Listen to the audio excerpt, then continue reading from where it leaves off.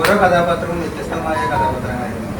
ആ കഥാപാത്രം വെച്ച് നോക്കുമ്പോൾ ഈ പരിവാറിന്റെ കഥാപാത്രത്തോളം ചലഞ്ചിങ് ആയിരുന്നു, അല്ലെങ്കിൽ വ്യത്യസ്തമായിട്ട് തോന്നുന്നു.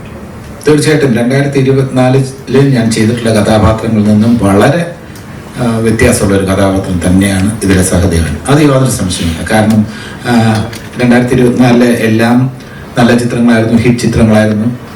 ഞാൻ അഭിനയിച്ചത് കൊണ്ട് ഹിറ്റായതല്ല, ഹിറ്റായ ചിത്രങ്ങളുടെ ഭാഗമാകാൻ എനിക്ക് കഴിഞ്ഞിട്ടുണ്ട് എന്നുള്ളതാണ് സത്യം. പക്ഷെ അതിൽ അങ്ങനെ അപ്പോൾ പോലും കുറച്ച് പേര് എന്നെ വിമർശിച്ചു, ഈ സ്റ്റീരിയോ ടൈപ്ഡ് ആവുന്നു, അച്ഛനാവുന്നു എന്നൊക്കെ പറഞ്ഞു. ഇതിൽ അങ്ങനെ ആരോപണം വരില്ല, കാരണം ഇതിൽ എനിക്ക് കുട്ടികളില്ല.